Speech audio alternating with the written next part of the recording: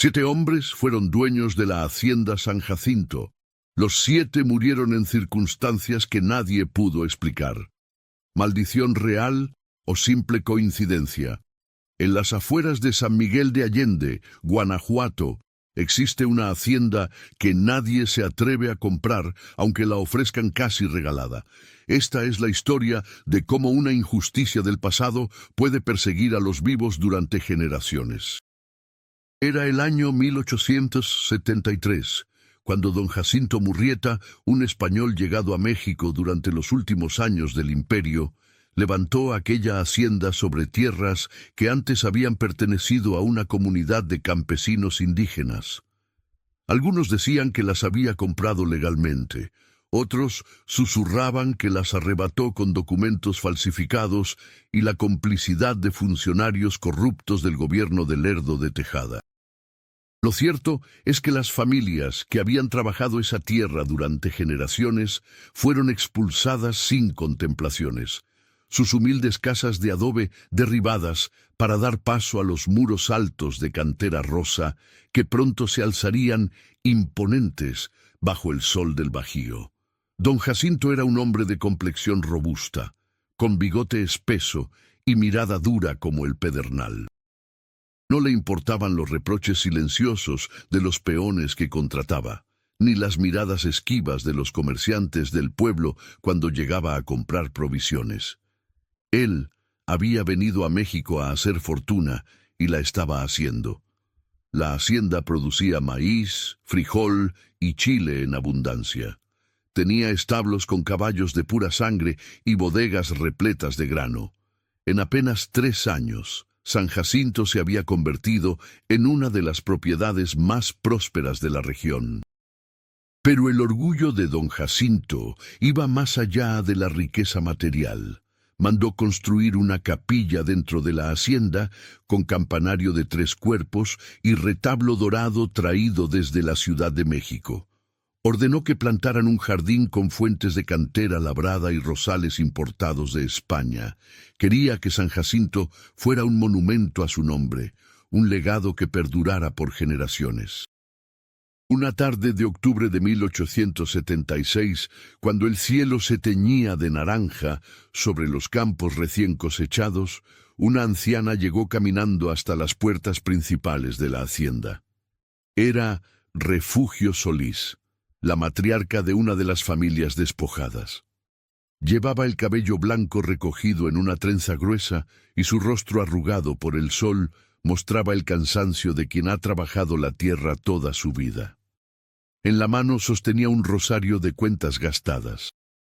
Los guardias quisieron detenerla, pero ella alzó la voz con una firmeza que no admitía réplica. «Vengo a hablar con don Jacinto Murrieta.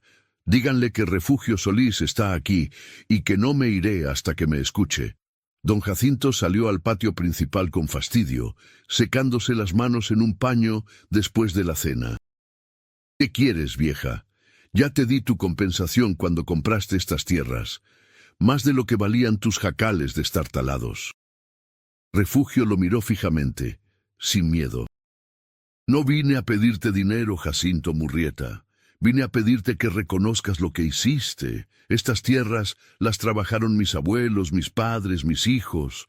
Aquí están enterrados nuestros muertos. Tú las tomaste con papeles que compraste a funcionarios ladrones.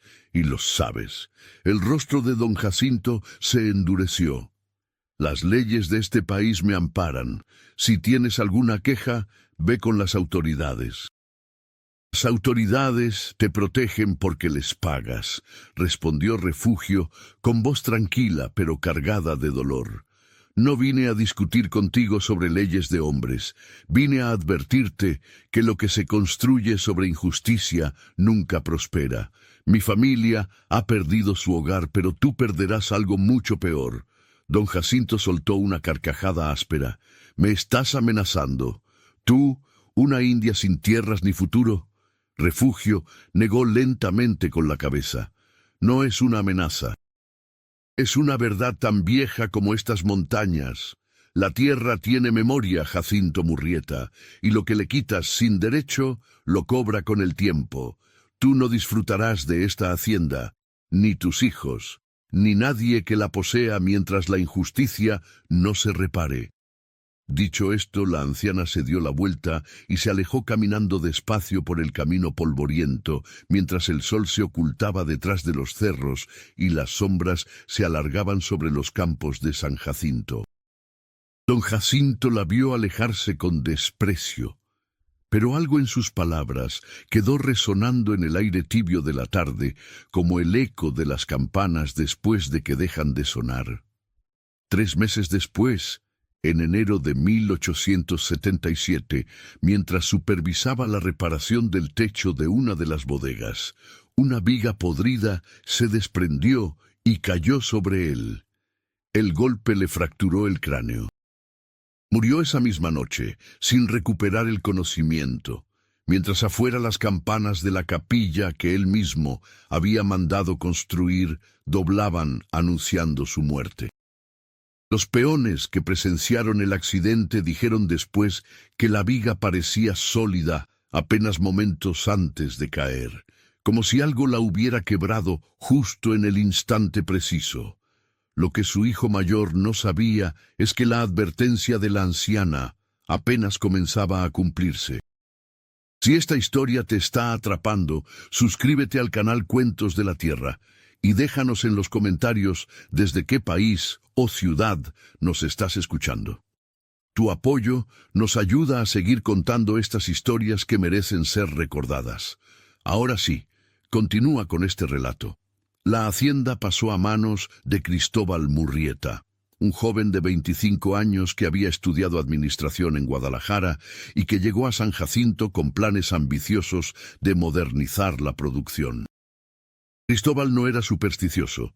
Consideraba que la muerte de su padre había sido un accidente lamentable pero explicable. Una viga vieja, mal mantenimiento, mala suerte, nada más. Durante los primeros 2 años, San Jacinto floreció bajo su administración. Cristóbal introdujo nuevas técnicas de cultivo, compró maquinaria moderna y amplió los sembradíos. Parecía que la prosperidad regresaba. Pero en 1879, una sequía terrible azotó la región. Y aquí comenzó lo inexplicable. Los pozos de la hacienda se secaron uno tras otro, mientras que las propiedades vecinas conservaban agua suficiente. Cristóbal mandó cavar pozos más profundos, contrató expertos de Zacatecas, gastó fortunas buscando vetas de agua subterránea. Todos los pozos resultaban estériles. Era como si la tierra misma se negara a dar agua a San Jacinto. Desesperado, Cristóbal pasaba noches enteras en vela, caminando por los pasillos de la casona, revisando mapas y cuentas, buscando una solución que no existía. Los peones comenzaron a susurrar que la hacienda estaba maldita, que la vieja Refugio Solís había lanzado una maldición antes de morir el año anterior. Cristóbal los despidió a todos y contrató trabajadores de otros pueblos, pero los rumores viajaban más rápido que las carretas. Las deudas se acumulaban. Los acreedores tocaban a su puerta. La hacienda que su padre había construido con orgullo se desmoronaba entre sus manos. Una noche de luna llena, cuando el silencio de la hacienda se sentía más pesado que nunca, Cristóbal subió a la torre de la capilla. Algunos dijeron después que había ido a rezar, otros que había ido a buscar paz en la soledad. Lo cierto es que cayó desde lo alto del campanario. Su cuerpo fue encontrado al amanecer en el patio de la capilla, rodeado de pétalos de rosa que el viento había arrancado de los arbustos del jardín. Nadie supo nunca si fue un accidente, un suicidio o algo más extraño. Pero los trabajadores que prepararon su cuerpo dijeron que su rostro mostraba una expresión de terror absoluto, como si hubiera visto algo imposible de describir en sus últimos momentos. La hacienda quedó abandonada durante casi 10 años. Los herederos de los Murrieta no quisieron volver. La vendieron a precio de ganga a un comerciante de Querétaro llamado Evaristo Campos, un hombre práctico y ambicioso que se reía de las supersticiones. Las maldiciones no existen, decía en las cantinas del pueblo. Solo existe la oportunidad bien aprovechada. Evaristo llegó a San Jacinto en 1889 con su esposa y sus 3 hijos pequeños. Contrató albañiles para reparar los muros descascarados, limpió las bodegas invadidas por la maleza y volvió a sembrar los campos. La hacienda resucitó bajo su energía incansable. Durante el primer año, todo marchó bien, demasiado bien. Pero lo que Evaristo no sabía es que su propia avaricia sería su perdición. Evaristo tenía un defecto que compartía con el primer dueño. No solo quería prosperar, quería dominar. Comenzó a expandir sus tierras, comprando propiedades vecinas a precios abusivos, amenazando a los pequeños propietarios que se resistían. Un día, un campesino llamado Trinidad Ávila se negó rotundamente a venderle su pequeño rancho familiar. Era la tierra donde habían nacido sus abuelos, donde estaban enterrados sus padres. No había cantidad de dinero que pudiera comprar esos recuerdos. Evaristo, furioso ante el rechazo, ordenó desviar el agua de un arroyo que pasaba por sus tierras y que Trinidad usaba para regar sus cultivos. Sin agua, las cosechas de Trinidad se perdieron. Su familia cayó en la miseria. Trinidad fue a San Jacinto a suplicar que le devolviera el agua, arrodillándose frente a Evaristo con lágrimas en los ojos. Pero Evaristo lo recibió con burlas. «Si quieres agua, véndeme tu rancho, es tu única opción». Trinidad se marchó humillado y derrotado. 3 semanas después, murió de una enfermedad repentina que los médicos no supieron diagnosticar. En su lecho de muerte, rodeado de su esposa e hijos que sollozaban sin consuelo, Trinidad pronunció palabras que corrieron como pólvora por el pueblo. «Evaristo Campos pagará por lo que me hizo. No descansaré hasta que la justicia llegue a San Jacinto». Evaristo desestimó las palabras como el delirio de un moribundo. Pero esa misma noche, apenas unas horas después de la muerte de Trinidad, comenzó a sentir un dolor agudo en el pecho que le quitaba el aliento. Al principio lo atribuyó a la cena pesada. El dolor empeoró. Se extendió por su brazo izquierdo. Su esposa llamó al médico de San Miguel de Allende, pero para cuando llegó, Evaristo ya había muerto en su cama, con los ojos abiertos y el rostro contraído en una mueca de agonía. El diagnóstico oficial fue ataque al corazón. Tenía solo 42 años y había gozado de salud perfecta hasta ese momento. La viuda de Evaristo huyó de San Jacinto con sus hijos sin mirar atrás, abandonando todo excepto lo que cabía en 2 carretas. La hacienda volvió a quedar abandonada. Ahora los rumores ya no eran susurros en las esquinas, eran certezas repetidas en las cantinas, en las plazas, en los mercados. San Jacinto estaba maldita. 3 dueños muertos en circunstancias extrañas. Nadie en la región quería comprarla, ni siquiera a precios ridículamente bajos, pero siempre hay alguien que no conoce las historias, o que simplemente no cree en ellas. Pasaron 15 años hasta que un inversionista estadounidense llamado Howard Preston, que no hablaba español ni conocía las leyendas locales, compró la hacienda en 1906 con planes de convertirla en una plantación de algodón. Preston era un hombre alto, rubicundo, de risa escandalosa y confianza ilimitada en el progreso y la modernidad. Llegó con maquinaria traída desde Texas y trabajadores contratados en Monterrey que tampoco conocían la historia de San Jacinto. Durante el primer año, todo marchó extraordinariamente bien. Las cosechas de algodón fueron abundantes, los precios altos, las ganancias sorprendentes. Preston se jactaba en cartas a sus socios en Estados Unidos de haber encontrado la mina de oro verde de México. Mandó traer más maquinaria, contrató más trabajadores, amplió los cultivos. San Jacinto parecía finalmente libre de su sombra. Pero en 1910 estalló la Revolución Mexicana. Las tropas revolucionarias comenzaron a arrasar la región, requisando propiedades, castigando a los extranjeros que habían acumulado riquezas en México. Una noche de noviembre de 1911, un grupo de zapatistas llegó a San Jacinto buscando provisiones y armas. Preston, que no entendía español y malinterpretó sus intenciones como un ataque, sacó su rifle y disparó contra ellos. Los revolucionarios respondieron con una descarga cerrada. Preston murió en el tiroteo, acribillado por las balas en el mismo patio donde don Jacinto Murrieta había recibido a Refugio Solís 35 años atrás. Los trabajadores dijeron después que Preston pudo haber evitado el enfrentamiento si simplemente hubiera entregado las provisiones. Pero algo lo impulsó a disparar primero, como si una fuerza invisible lo empujara hacia su propia destrucción. Si conoces a alguien que disfruta de buenas historias, comparte este cuento.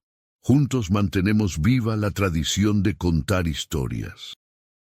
El quinto dueño fue un abogado de la Ciudad de México llamado Laureano Ruiz, que compró San Jacinto en 1920, cuando terminó la fase armada de la Revolución.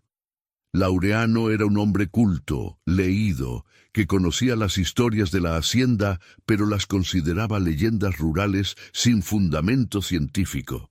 El azar no tiene memoria, solía decir a sus amigos en la capital. Laureano tenía planes de convertir San Jacinto en una hacienda modelo, con escuela para los hijos de los peones y sistema de salarios justos.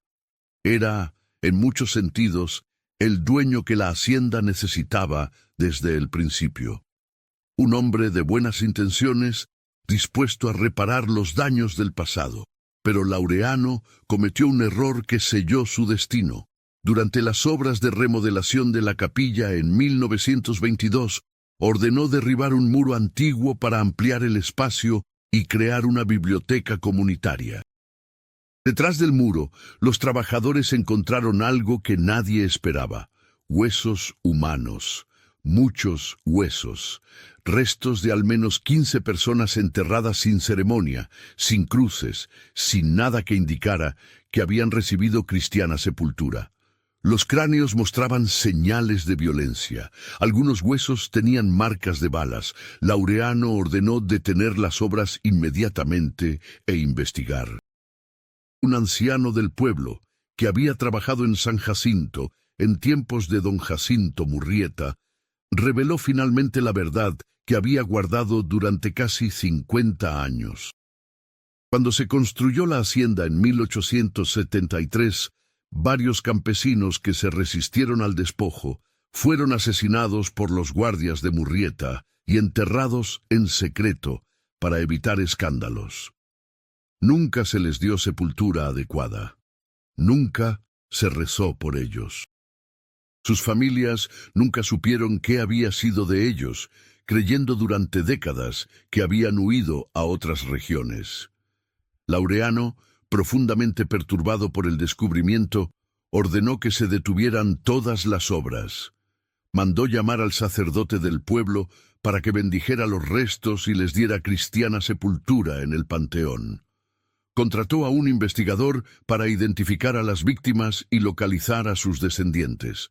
Estaba decidido a reparar la injusticia original, a sanar las heridas del pasado.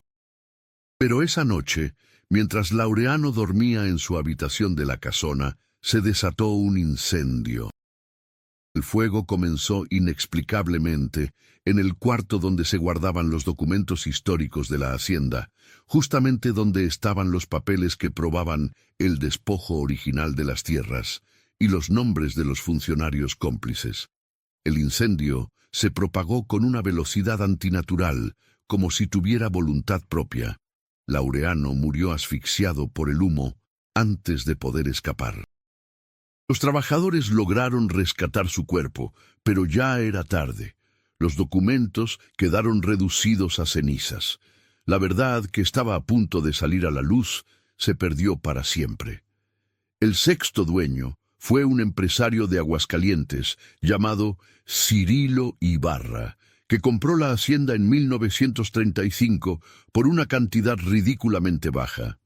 Cirilo era escéptico hasta la médula. No creía en maldiciones, ni en fantasmas, ni en castigos divinos. Solo creía en oportunidades de negocio y en la mano dura. Convirtió San Jacinto en una hacienda ganadera. Compró ganado de alta calidad, construyó corrales modernos, instaló sistemas de riego con la tecnología más avanzada de la época. Durante 5 años, la hacienda prosperó bajo su administración, pero Cirilo tenía un defecto fatal: la violencia. Era un hombre cruel que golpeaba a sus trabajadores por errores mínimos, abusaba de su posición de poder, humillaba a los peones frente a sus familias. El miedo reinaba en San Jacinto. Una tarde de julio de 1940, uno de sus peones, un muchacho de 19 años, llamado Socorro Maldonado, cometió el error de dejar abierta una puerta de los corrales. Varios toros escaparon. Cirilo, en un arrebato de furia descontrolada, golpeó al muchacho con un fuete hasta dejarlo inconsciente en el suelo polvoriento. Socorro murió 3 días después por las heridas internas. Tenía toda la vida por delante. Su padre, Esteban Maldonado, juró venganza frente al cuerpo de su hijo. Pero nunca tuvo que cumplirla. 2 meses después, Cirilo fue encontrado muerto en los establos. Un toro lo había corneado. Las heridas eran terribles, brutales. Los trabajadores dijeron que habían escuchado gritos desesperados, pero cuando llegaron corriendo, Cirilo ya estaba muerto, y el toro pastaba tranquilamente en el otro extremo del corral, como si nada hubiera pasado. Nadie entendió cómo había ocurrido. Cirilo conocía perfectamente el ganado. Era extremadamente cuidadoso con los toros bravos. Los corrales estaban cerrados. ¿Cómo había entrado el toro justamente donde estaba Cirilo? ¿Por qué solo atacó a él y a nadie más? Algunos susurraron que Esteban Maldonado había provocado al animal deliberadamente. Otros dijeron que era la maldición cobrando otra vida. Lo cierto es que el toro que lo mató era el mismo que Socorro Maldonado había cuidado desde que nació, como si el animal hubiera vengado a su cuidador. En 1948, la hacienda fue comprada por última vez.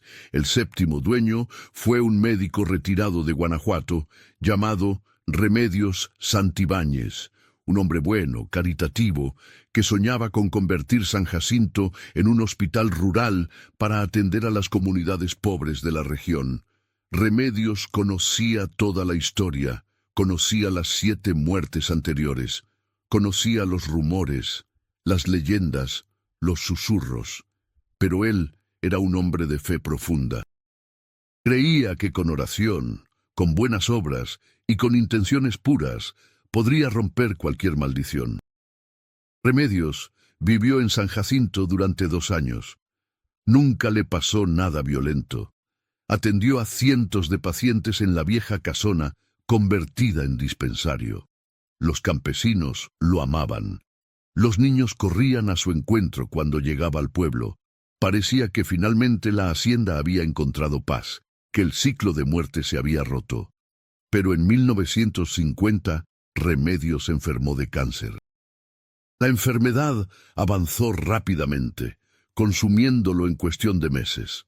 En sus últimos días, delirante por la fiebre y el dolor, Remedios hablaba de voces que lo llamaban desde los campos, de sombras que caminaban por los pasillos de la hacienda, y de una anciana de trenza blanca que lo visitaba cada noche en sueños, sentándose junto a su cama y diciéndole con voz suave: «Ya casi termina, doctor, ya casi llega la paz.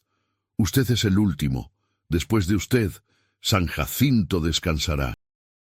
Remedios murió en paz, rodeado de amigos y pacientes agradecidos que lloraban su partida. Fue el único de los 7 dueños que tuvo una muerte que podría considerarse natural, pero también fue el último. Después de él, nadie más quiso comprar San Jacinto. Han pasado más de 70 años desde entonces. La hacienda sigue ahí, en las afueras de San Miguel de Allende, con sus muros de cantera rosa carcomidos por el tiempo, sus ventanas rotas mirando hacia campos que nadie cultiva, su capilla silenciosa donde las campanas ya no suenan. Los lugareños la evitan cuando cae la noche. Los niños no se atreven a acercarse ni siquiera en sus juegos. Las malas hierbas han invadido los jardines donde alguna vez crecieron rosas españolas. Los descendientes de Refugio Solís siguen viviendo en la región. Nunca reclamaron la hacienda, nunca pidieron reparación legal. No nos corresponde a nosotros juzgar, dicen cuando alguien pregunta. La tierra ya cobró lo que le debían. Ahora San Jacinto descansa, esperando que alguien venga con el corazón limpio a sanarla. ¿Fue una maldición real o fueron simplemente la ambición, la culpa, la violencia y las coincidencias trágicas las que destruyeron a 7 hombres? Nadie lo sabe con certeza. Pero los viejos del pueblo te dirán esto. En las noches sin luna, todavía se escuchan las campanas de la capilla de San Jacinto. Nadie las toca, pero todos las escuchan, como si la tierra misma estuviera recordándole a los vivos que algunas deudas nunca prescriben. Y así fue como la hacienda San Jacinto se convirtió en el recordatorio silencioso de que la justicia, tarde o temprano, siempre llega, porque en la vida cada elección tiene su precio. Y las deudas del pasado nunca se olvidan del todo.